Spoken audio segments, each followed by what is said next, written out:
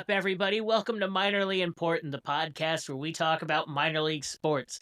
I'm your host, Kevin Marlowe. I'm joined here by my co-hosts, Dylan Little. Dylan, how's it going, buddy? What's up, everybody? Kentucky just won for the first time in the first round in 3 years. A Jeez. wonder of what happens when you kick your coach out and get a new guy. So, Yeah. hey, look at that. Yeah. No shame, Coach Calipari did some good stuff with us, Yeah, he but did. He's a good that coach. 2012, Natty championship. But other than that, he kind of got washed up. And you can Yeah. see it at Arkansas. Happens to the They best. just beat Kansas. Yeah, but they're still a 10 seed and we're a 3 seed. So yesterday I recorded another podcast, which is my first podcast technically. We're in season 2, episode 3 of it's called Reverent Rhythm Podcast, where we talk about drums and Jesus, not in that order. Usually more Jesus and then drums, but if you like either Jesus or drums or both, please check us out. Awesome. And it's a great podcast. You definitely should check it out. And then we are also joined here by Colin Scholl. Colin, what's up, man? Oh, nothing much, Kevin. Just gonna enjoy the weekend after a hard worked week. I'm ready for it. And I feel that. And then we are also joined by none other than Ryan Baker. Ryan, how's it going on, dude? Hey, Kevin. Thanks for having me on. And as always, I'm doing great and just getting ready to start spring break. So really excited for that. And Awesome. Got the week off next week, so lots of time to rest and relax. You going anywhere cool over spring break? We're gonna hit up Indianapolis, maybe Chicago, maybe head on up to Detroit. You never know. They're all within a couple hours of us. You gonna stop at some card shops? Oh, yeah, absolutely. Of course. Yeah, I'm actually dealing with a theft issue right now. Jordan Love, rookie autograph on card auto, out of Is it 50, numbered out of 50. Did not show up in the mail with some other high-end cards, so that kind of stings a little. And then I got my 1-of-1 Connor McDavid back from PSA, and it came back a 6 because of surface damage. Nice. So I am battling with Topps right now to try to get that replaced. Oh, wow! Just not in the cards for you this time, I guess. No, that's a good one. Literally. No. And, yeah, and I should say the Topps is being fantastic because they do have the guarantee. If you have a card, then you have if you bought it from them, like you pulled it fresh out of a pack, and it grades lower than a 7 or lower, they will either replace it or give you something of equal value. That's awesome. Dang. So they're being pretty awesome. They actually said give them until Monday, and then they'll have an offer for me. So, but a McDavid 1-of-1, pretty good. That's what I'm thinking. I think they're trying to gauge the value. Yeah. We'll see. That's awesome. All right. Well, let's hop right in. This is episode 10. Crazy. I know. 10th episode, guys. Give yourselves a round of applause. We've done it. We've added video. We've added, we got our YouTube channel up and running. We've got a couple stadium tours in there. We've got all sorts of stuff going.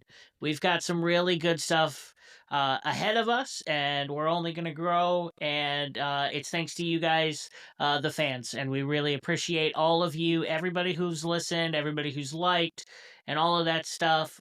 We really appreciate you guys and all of your help and support. And if you haven't liked, commented, or subscribed, we'd really enjoy that if you did. Do it. So it'll help us grow more. Please do. It will. Please. It'll help us get you guys more coverage of your team and all of that stuff. But with that being said, we're going to dive right in tonight. So, Dylan, can you take us through the NBA G League? Hopefully.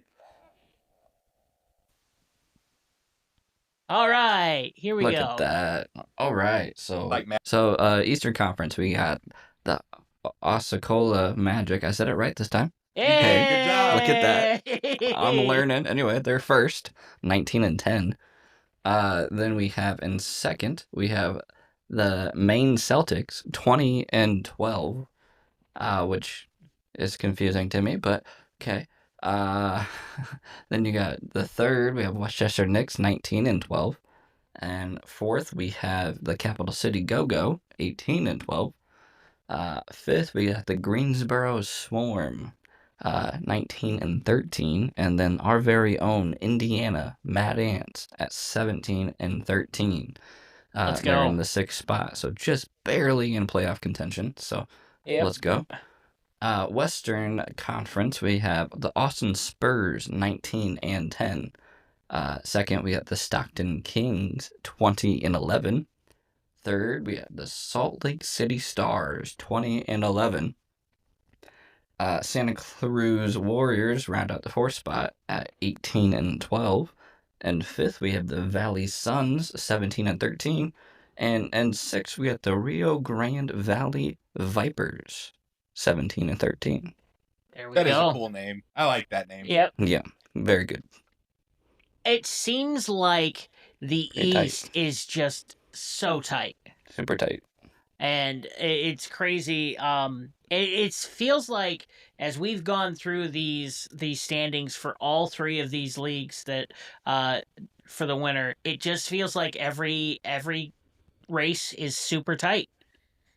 Very true. And we are excited to see how this continues and how it's going to go.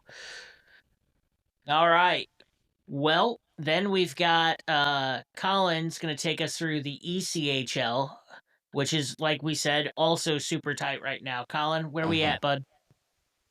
All right. So, in the Eastern Conference as a whole, we have the Florida Everblades, 42 wins, 13 losses. South Carolina Stingrays, 43 and 14. Troy's Riviera's Lions, 40 and 13. Fourth place, Jacksonville Icemen, 39 and 18. And number those four five, have all qualified already. So yes, they that's are what the in X the means. playoffs. Yep. Yes. And then at number 5, we have the good old Orlando Solar Bears. So I cool. love that team. That team's cool. name is so cool, and they've always got great jerseys. Yeah, did you guys happen to see the specialty jersey they came out with earlier this week? The purple one, it's like Yes. the bear halfway up Yes. the jersey. Yeah, we shared it on our Facebook, so we shared their post. Shout out Orlando. And if you haven't seen it, go check us out. Yep. And I'm gonna say something about the Wheeling Nailers. They're in 6th place. Remember where they were weeks ago? They were at the top of the league. They were. Yep. And now they're at 6th. Crazy. Absolutely crazy. All right. So now that was the Eastern. Now let's take a good look at the Western. By the way, only one team is qualified for the playoffs in the West. So it's still anybody's game here. Number 1, we have Toledo Walleye, 39 and 15. Boom. Number 2, Diamond Hands, Kansas City Mavericks, 40 and 16. Third place, our good old Fort Wayne Comets, who got 4 points out of 6 points last weekend, so that was pretty cool. Go. 36 and 19. Number 4, Tahoe Night Monsters, 36 and 20. Number 5, Tulsa Oilers, 34 and 19. And number 6 is Wichita Thunder, 33 and 20. Yeah. So I'm gonna zoom in there in the Central with you have the Bison sitting in the 4th spot and the K-Wings sitting in the 5th spot. The K-Wings have been on a tear lately. Kalamazoo has been crazy. They've beaten Toledo repeatedly here lately. Yes, and the Comets too. Yeah. If I were Toledo, I'd be afraid that they're gonna get that 4th spot. Like, they are super close right now to Bloomington. Yeah. And if I do. I think if Kalamazoo keeps this up and moves into that 4th spot, they are going to be a pain for whoever they play, and it would look like right now it would be Toledo. Yeah, and which, like you said a little bit ago, Kevin, Kalamazoo has had Toledo's number all year. I wouldn't. I would be afraid of playing Kalamazoo right now. Yep. Shout out Kalamazoo. They're playing for that new barn now. Yep. They need a nice championship for that new barn. Yep. But it's going to be a crazy race, and we are excited to watch it. Everybody's so neck and neck too. It's I know. crazy. I know. But all right. And now we are going to take you into the AHL with Ryan Baker.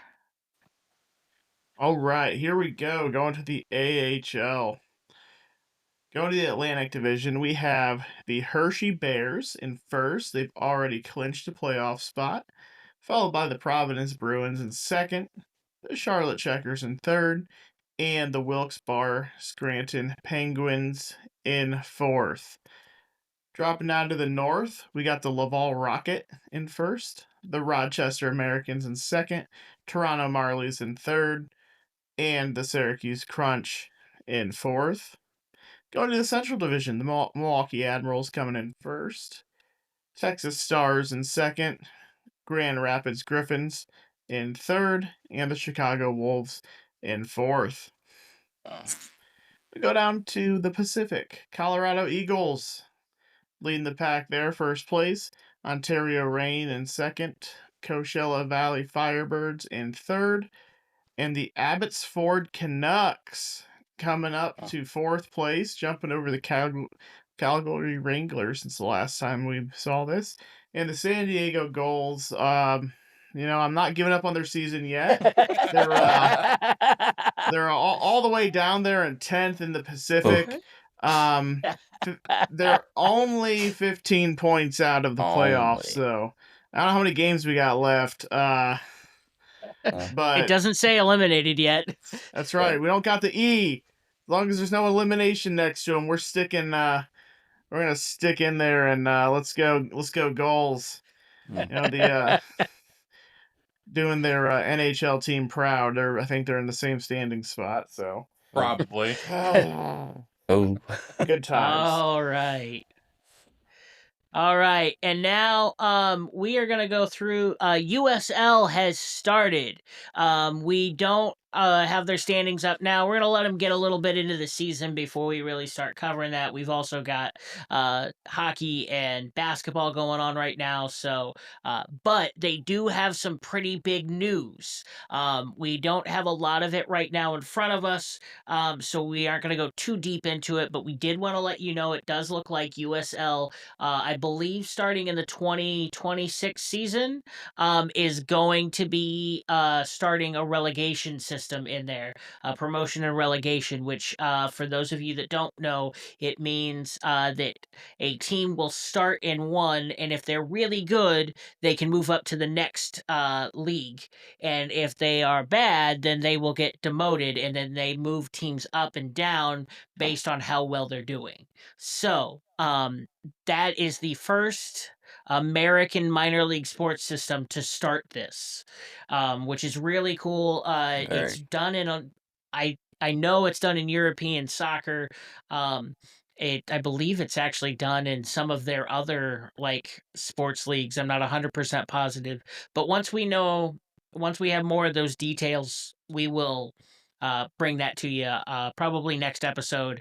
But for right now, we just wanted to let you know that just came out, I believe, yesterday, and we'll get you more info. And then we also had one other really cool moment in the ECHL. Colin, what was that ref's name? Sydney Harris, the first female ref in ECHL history. Yeah, she's refed a couple games now. We shared Kalamazoo's post, but it's really cool to see her getting into the ECHL, the first female ref. And from what I understand, she was doing a really good job. People didn't have a lot of complaints, which is kind of rare. Most teams really hate their refs. It's really hard to make people happy in the good old ECHL. Yeah, refs. I mean, you go to a Comets game and they boo them coming on the ice, and they haven't Yes. even done anything yet. Yep. I went to the Comets game, I think almost 2 weeks ago when they had the Peanuts jerseys, Yeah. and we got absolutely clobbered by Kalamazoo. That was a redemption game from when you and I went, Yep. Kevin. And Dylan. Yeah, and I Dylan. was Yeah. there. Yeah. Yes. I know. In a suite. Lucky. Yeah. Yeah. But so shout out her.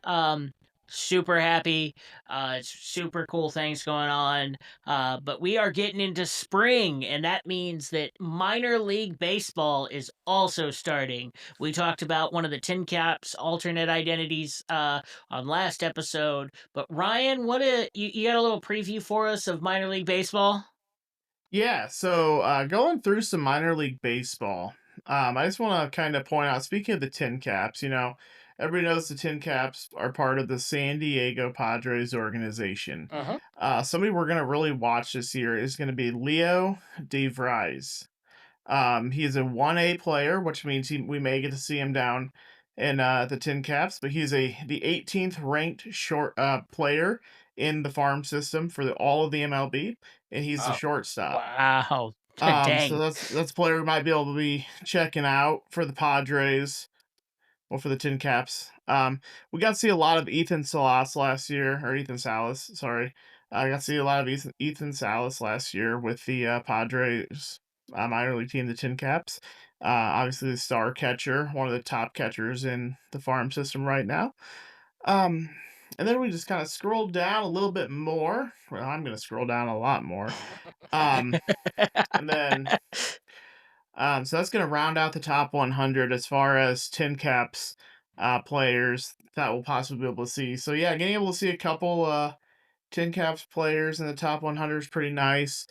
However, if we look at top farm systems this year, so we got the Detroit Tigers coming in number 1.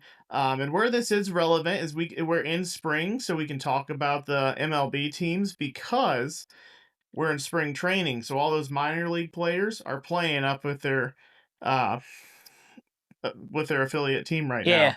now. So Jackson Jobe, Max Clark, um, you got Kevin McGongle, Bryce Rayner, Thyron Lorenzo, and then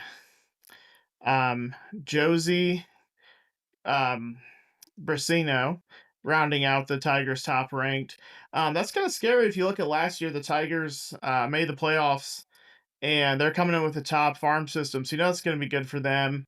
Tampa Bay Rays coming in second. Tampa Bay's been down as a whole lately, so it's not a surprise to see them in second place. Boston Red Sox in third. Big player to watch as far as minor league sports. You got Roman Anthony and Marcelo Mayer, two huge names. Roman Anthony's the second ranked prospect. Marcelo is the 12th ranked. So two big prospects coming out of Boston. Then fourth place, this is where it gets really scary. Okay, you got the Los Angeles Dodgers. They are by far the best MLB team, and they have the fourth ranked farm system. Roki Sasaki, number 1 overall prospect. He's a pitcher. That's the last thing they need is more pitching. Yeah. Alex Jeez. Freeland, the 71 ranked shortstop. Zaire Hope. So yeah, looking down at this minor league, you got some scary players down there. Yep. So what you're saying is the Dodgers number 4 minor league system is the best in minor league baseball right now, correct? Well, they have the best overall prospect. However, he is expected to hit the MLB to start the season. That's why. Okay. Yeah, players we're gonna have a chance of seeing are gonna be Max Clark, number 6 prospect out of Detroit, at 1A. Travis Bazana from Cleveland at 1A. Scrolling down to Colt Emerson from Seattle, shortstop, third base. So you're going to be seeing some big name guys that could be coming to Fort Wayne or your area minor league teams. So Any locals this year or no? no locals this year. As far as big names we may see. Um, Yeah, I think most of our local guys who have been in that area are probably up in the MLB already. Um, I know we have Josh Van Meter just retired. He was a tin cap at one point and most recently played, I believe his most recent stop was the Arizona Diamondbacks. Um, but then yeah, we do have some local guys still in the Kevin Kiermaier, Bishop Lures grad playing. I believe he's back in Toronto. But yeah, so look at the White Sox because everybody knows I'm a White Sox fan. You know, our whole team's basically a minor league team. We got the sixth ranked farm system in the MLB. Not That's bad. up. We were the 20th last year, but then we said, you know what we're gonna do? We're gonna trade every single player who's any good and really build up our farm system. So Sox comes in number 6 overall. Lots of pitching down there. Got a couple catchers. Um, One of my favorites to look at is going to be Colson Montgomery down in that 3A ball. So he's a little high for us. I do believe Toledo, the Mud Hens, I believe they're a 3A. So maybe I'll have to swing over to Toledo to watch him play some baseball. Every time we go to a Toledo Walleye game for the Comets, we always park in the parking garage right by the Mudhead Stadium. They got a nice stadium. Yeah, they do. It's that's the nice thing about Toledo is they do have some. Yeah, they are AAA East, so I might have to see when old Colson Montgomery's playing over there, and maybe see if they'll let us in. Let us in. We can all travel over there and try to get a stadium tour from all the nice things we said like last week. Oh, so much nice stuff. We're just gonna show them that. We're gonna show them last week's podcast. I do want to say that that short did kind of go semi-viral. Yeah. So and it's the only video we have on our YouTube channel with dislikes. So apparently some people weren't happy that we apologized to Toledo. That's all right. I mean, it is what it is. Forgive and forget. Move on. Yeah. And then you look at so we'll look at kind of the downside of the minor league system is the Los Angeles Angels. They're not a very good team in the pros, and they are the absolute last ranked farm system in the MLB. They're only 2 players in the top 100, and it's 67 and 77. But as a lot of people, they have. Sorry, Ryan, but they have Mike Trout. Oh, they have glass bones, Mike Trout. And they had Otani too. But they yeah, they had a chance to trade Otani to the Yankees. They should have taken it. But yeah, just looking at all minor league sports. So one thing with minor leagues. So you look at all these guys who may be ranked top 100, but minor league baseball compared to every other sport where that gets wild is you don't know who's going to be the next star player. You could have you could have Shohei Otani, or you could have Lastings Millage. Which anybody who knows him, he was a huge prospect coming out of AAA ball, and he lasted maybe 2 solid years in the MLB and just disappeared. So that's the crazy thing about baseball is you can have the best farm system, and half those guys who are on your top 100 report never see the light of day. It's kind of like how hockey's getting now. You have a lot of these guys who come in, Fort Wayne level. Like you'll have guys come in, you're like, that dude's gonna be in the NHL, and then he never leaves Fort Wayne. Yep. And then so it's not like basketball where it's like if you're in the G League, you got a good shot at being in the NBA. You pretty much do. You got a good shot. And like hockey and baseball, there's there's 10,000 people playing, Right. Yep. all these different leagues. So, yeah, that's just a quick coverage of some baseball. I'm super excited for Tin Cap season to kick off, baseball season in general. We already had some MLB games. They had the Tokyo series where the Dodgers Dodgers came out and showed what they're probably going to do all year, and that was without Mookie Betts. So arguably the best, one of the best outfielders in baseball right now. Yep. How does the Tin Caps roster look this year, right? Like comparable to last year. That's the thing. With us still being in spring training towards the end, we're getting some names, but you don't know that roster. Single A baseball, you don't know that roster until the day of the game. Oh, till opening day? Yeah, people. Well, yeah, you could have 100 different rosters. With all the trades that happen in baseball. So if you guys remember, and going to the MLB, looking at Juan Soto, he got traded from the Nationals to the Padres, and what that did to the Tin Caps for that year made it like unbearable to go to games. Because what happens is when you trade for prospects, you're stealing those 2 and 3A players that are top prospects. Well, then what happens is, so if you're the Padres, you're like, okay, well, we're going to move our 1A guys up to fill in the gaps.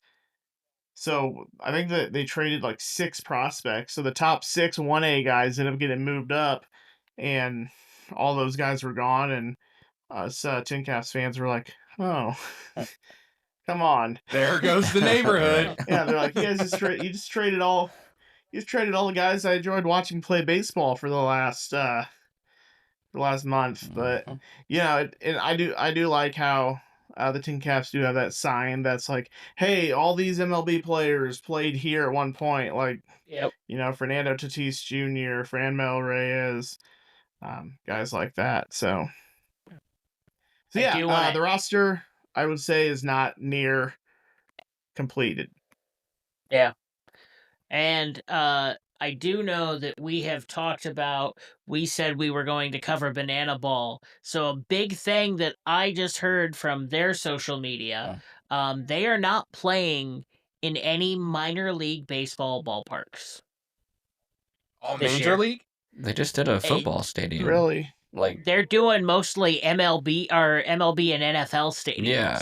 Wow. Yeah, I mean they're selling out. Yeah, they are. It's so cool. Like what? Banana Ball is about to become the new sport. Harlem Globetrotters. It is basically better than the Harlem Globetrotters. Right. Because here's the thing: the Harlem Globetrotters are set up that they will always beat the other team. Right.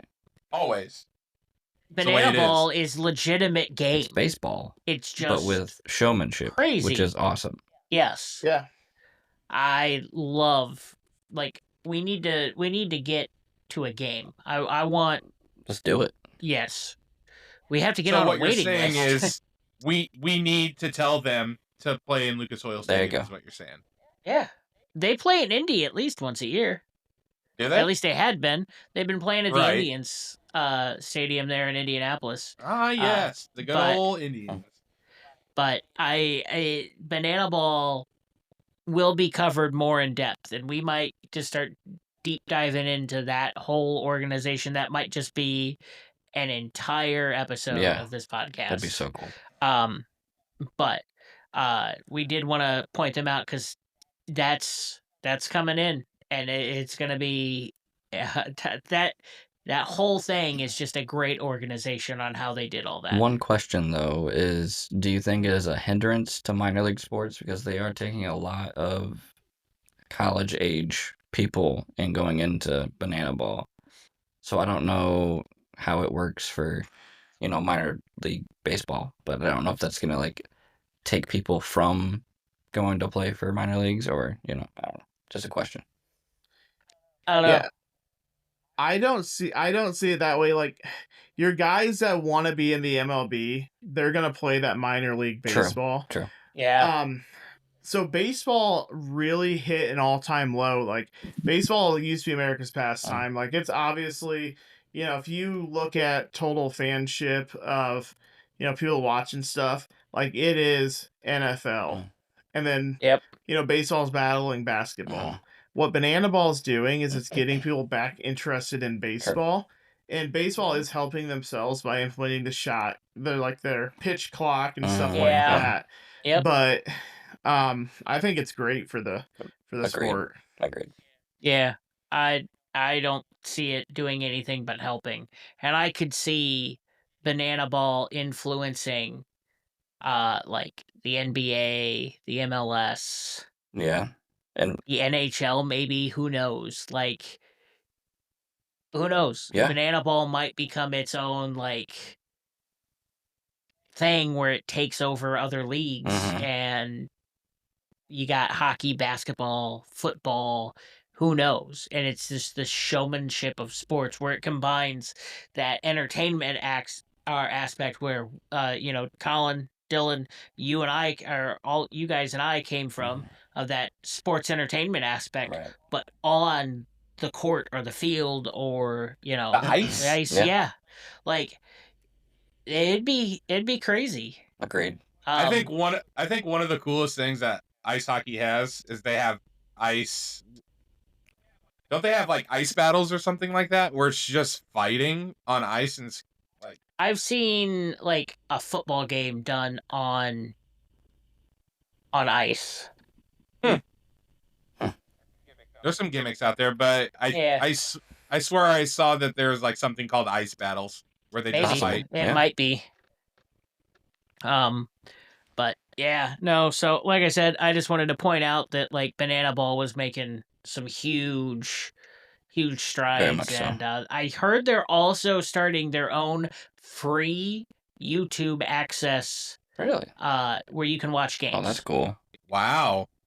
So, yeah, we might have to reach out to see if we could get permission to do like a live stream where we watch the game and kind of like live comment on it. Yeah, for sure. Yeah, it'd be kind of cool. There's like what? Not to take the focus away from baseball or Banana Ball, but Kalamazoo just beat the Bison. So if I'm correct, Kalamazoo is in that I was gonna playoff say now spot. they're 4. We just predicted that. Yeah. Like that's Yeah. cool. I told you, guys. Yeah. Kalamazoo is a wagon. What do you think? Conference finals? Yeah, I think so. I could see. I don't know. They've been going back and forth with Fort Wayne. I could see Fort Wayne coming back into that. I could see Fort Wayne and Kalamazoo battling for the spot out of the Central. But I definitely think Kalamazoo, if they just keep playing like this, they're going to be a terror for whatever team they play, no matter what round. Yeah. Very physical team. Yep. So, keep an eye on that race.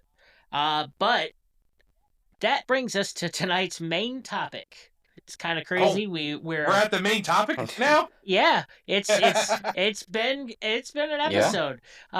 Tonight's main topic are the best minor league cities in all of minor league sports. Fort Wayne, baby. And so we did some research, and from what we were looking at, here is what the internet says are the best minor league cities. This is not us. This is what we simply Googled and did some research, and this is what we have found on multiple sites as our top. What it is ranked, some of the cities that are consistently recognized as having some of the best minor league sports are Fort Wayne, Indiana. Let's go. Toledo, Hershey, Pennsylvania, Durham, North Carolina, and Charlotte, South Carolina. And here are some of the reasons that we found across some of these. Fort Wayne has been recognized as one of the best cities for minor league sports because of how the success that all of their teams have had, the quality of the arenas that they have.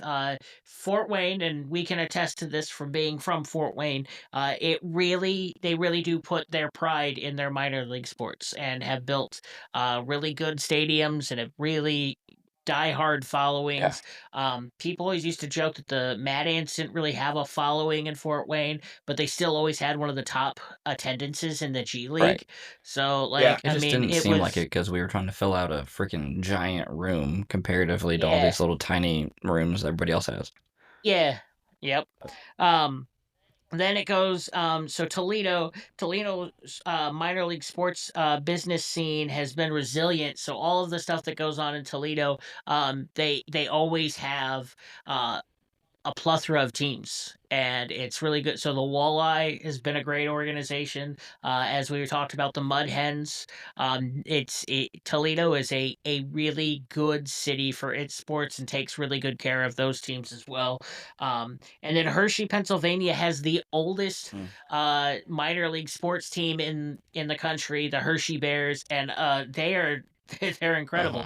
They're the only AHL team that we saw that had qualified for a playoff spot already, Right. and they have the record for the most teddy bears ever tossed. That they beat their own record. Yep. Like, I mean, Hershey, Pennsylvania, and the Hershey Bears are like this. I mean, it's crazy. I Durham think they North. have the most Calder Cups too. I wouldn't Do doubt they? it. I think so. Yeah, no, I mean, that it sounds sounds right. right. Yeah, no. And then Durham, North Carolina. The Durham Bulls are a popular team in the city, and that city has a huge baseball culture because of that team. And it's just been really good for that North Carolina, and then go a little bit south down into Charleston. Charleston is a great place to catch a minor league game with a lively atmosphere and a beautiful city. Was the description that I saw on there, and I mean, South Carolina is just a beautiful Very true. state. I love South Carolina. Anytime I've been there, I've had a great time. The weather's great. North Carolina is also in that same ballpark. But then we have some runner-up cities to talk about: Salt Lake City, Worcester, Massachusetts, Davenport, Iowa, Grand Rapids, Michigan, Charlotte, North Carolina, are also some good notable cities. But with that, so we saw what a lot of people are already saying. But in your guys' opinion, what makes a good minor league city? Honestly, I think it's the culture and the people that make it Yep, what it 100%. is. I agree. Yep. I mean, you go, and I've seen some of these minor league teams that are in the same city as their major league counterpart, and it takes away from it, because you can go see a professional game, or you could go see a and people are going to probably spend a little bit more money. But when you go, I would rather spend more money going to like a minor league game here in Fort Wayne than going down and seeing a major Yeah, sport. for sure. It's you get to sit closer.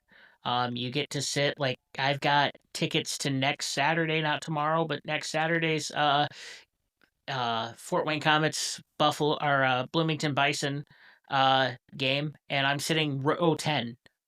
Um, in the end, it's you can't beat that.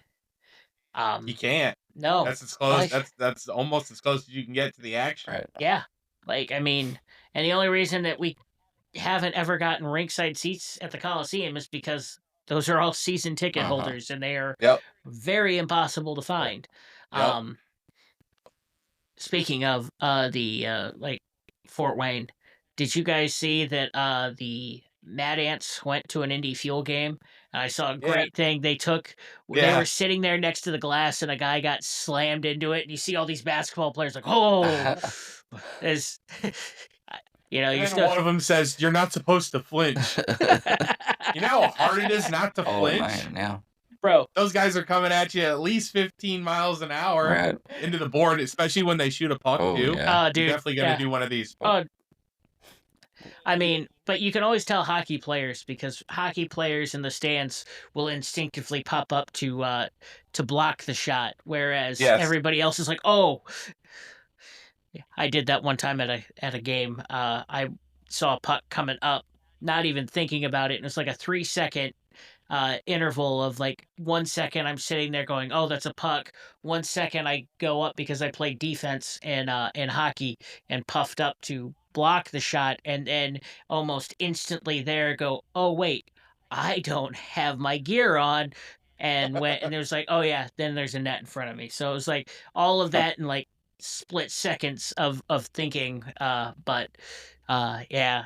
But I think, I mean, you look at it, and bigger, smaller cities, I know that's kind of an oxymoron, but like bigger, smaller cities tend to have enough of like the budget to build good stadiums and stuff like that, but also have the population to help their minor league team grow. All about the revenue. Yep.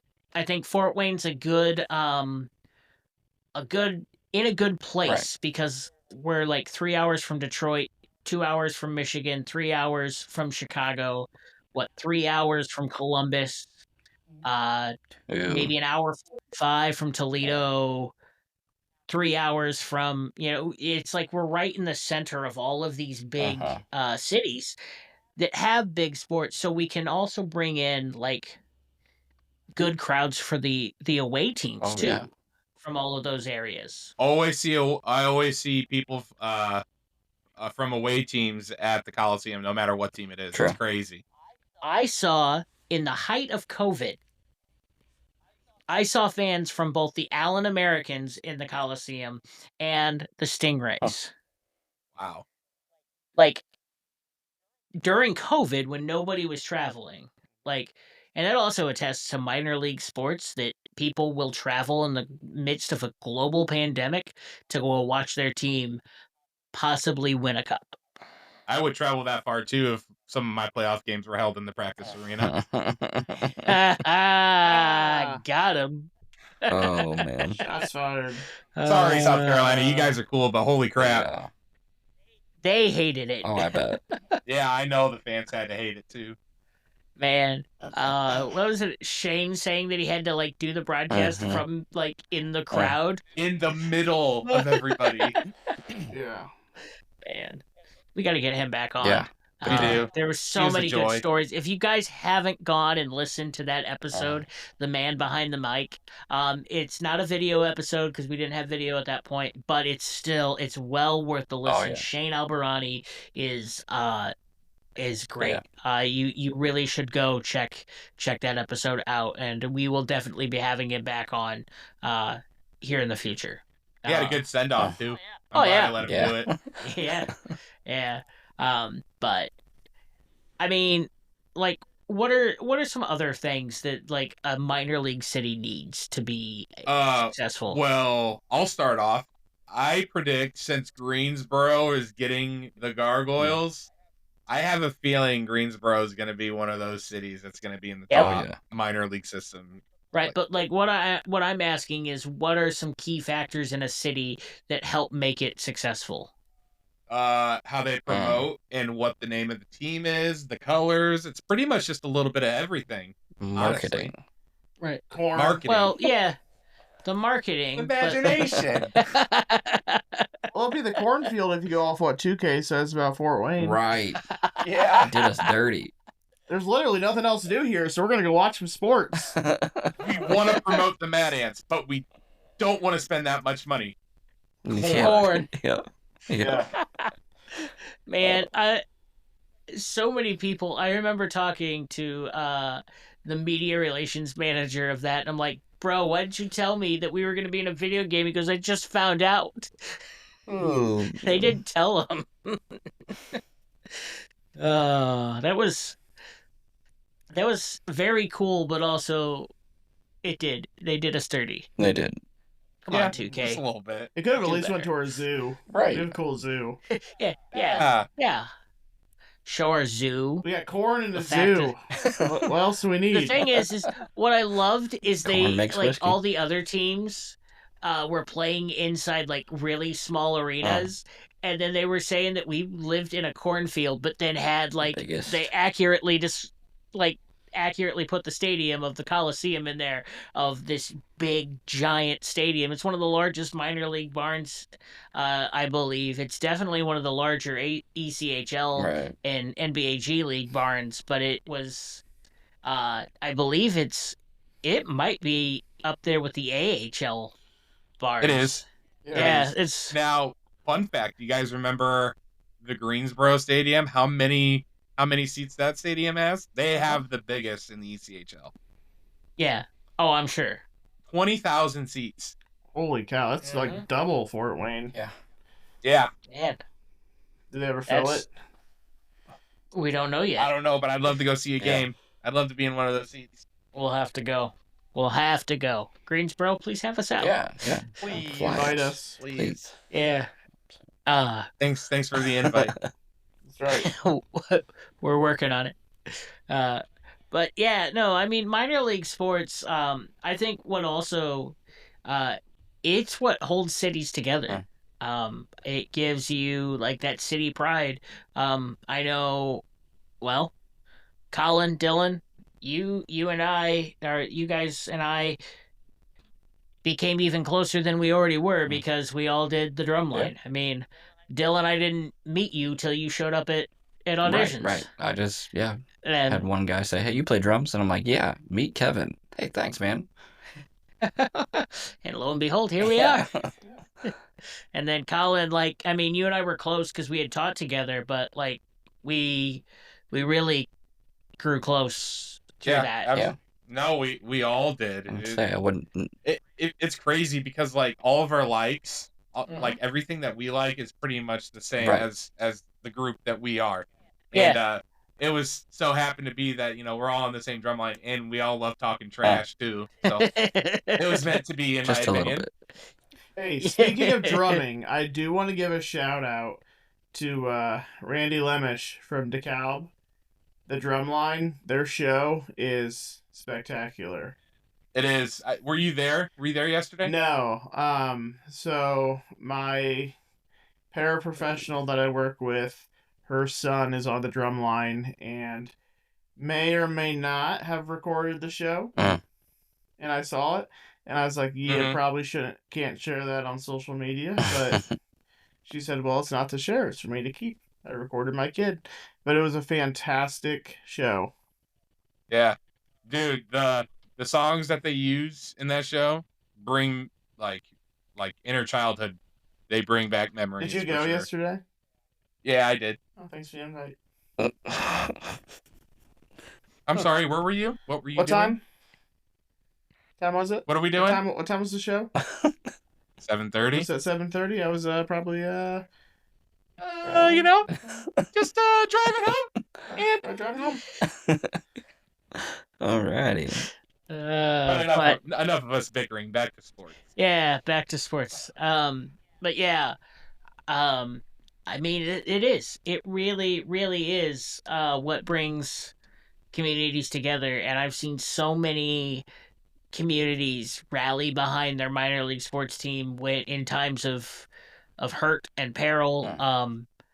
I've seen other minor league sports teams step up to help other cities, like when natural disasters happen. I've seen when there's a tragic loss in the community, I've seen minor league sports teams stand side by side to help prop that community up. It's crazy, and I think that's the stronger you have that connection to your fan base, the better your minor league sports are in your city. Because without the fan base, you're not gonna survive. Right.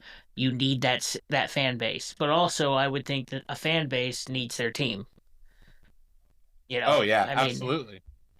I've seen several people that are diehards that will show up.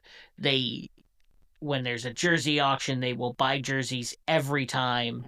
They will have autographs of every player that has ever worn that team's jersey. They know them by name. They know their parents. Like, parents will come into their community and be, become members of that community because their kid played for that team. Yeah, I mean, that's what I really like about the Comets too, because most of those parents support their children so much that are in the Comets organization. Over the years, they kind of just slowly start coming back to Fort Wayne. Yep.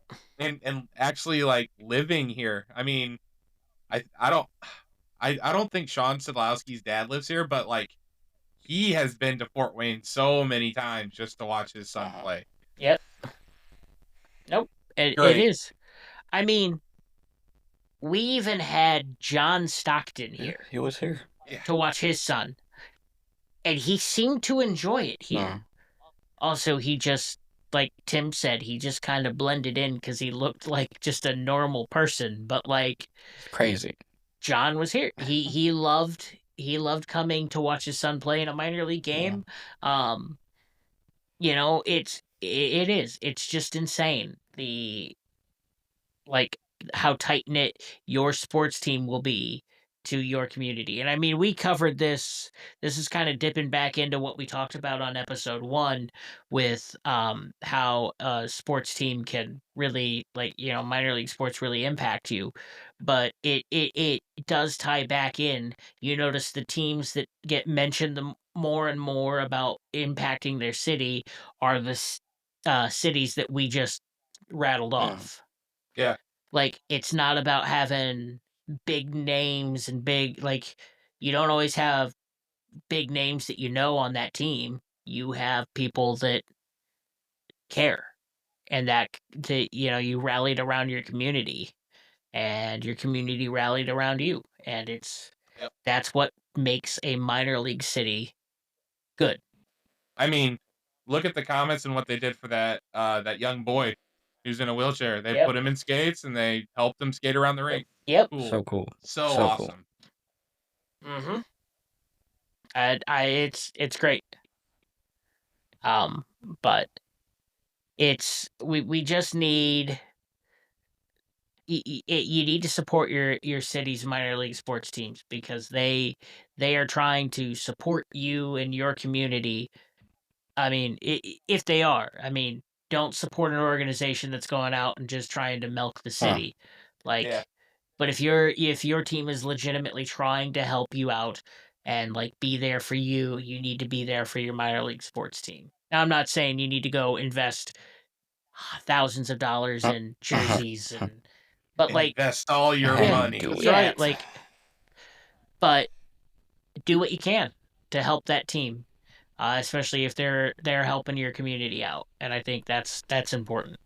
But let's hear from you guys, the fans. What do you think makes a minor or a city with a minor league team great? What would make a city? What does a city have to be a good minor league city? And I'd love to hear that. Put it in the comments and stuff like that. We'd love to know. We'd love to know what your thoughts are on that whole subject. But we are getting towards the end tonight. It was kind of a good episode. We've had a lot of stuff that we've covered and a lot. But I do have one closing question. Of course. As usual. And I thought about this one. Your favorite sports movie. Ooh. Ooh. Ryan, we'll start with you. Oh man, you have to start with me. Okay. Well, give me 1 second to show. While Ryan's thinking. While Ryan's thinking. Not what we're thinking. No? Okay. Okay. All right. You know what? No, I'm not gonna go with that. I was gonna say the Mighty Ducks. Good movie. I was gonna go get my autographed Funkos I have over here. I was gonna show them and be like the Mighty Ducks, but you know what? No, that's not my favorite sports movie. Man, so many of them are so great. I'm gonna go with going with baseball season. I feel like we have to go with the entire. You could also say TV show. I guess I'll throw that in there. TV. Man, now you're making this hard.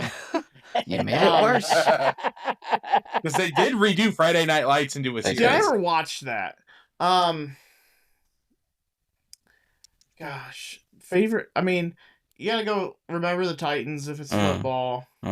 Classic. It's a great football movie.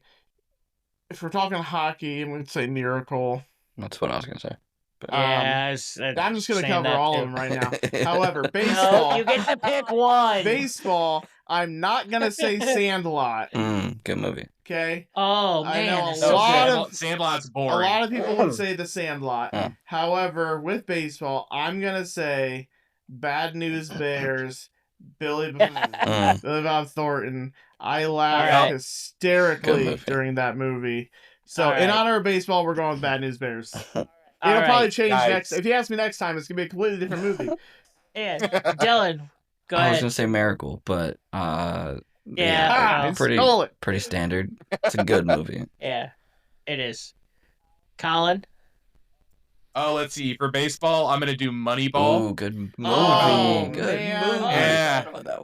About the Oakland A's. That is so good. That's my favorite. That is so good. Change it. Basketball would probably have to be like Mike. Coach Carter. Oh. Basketball.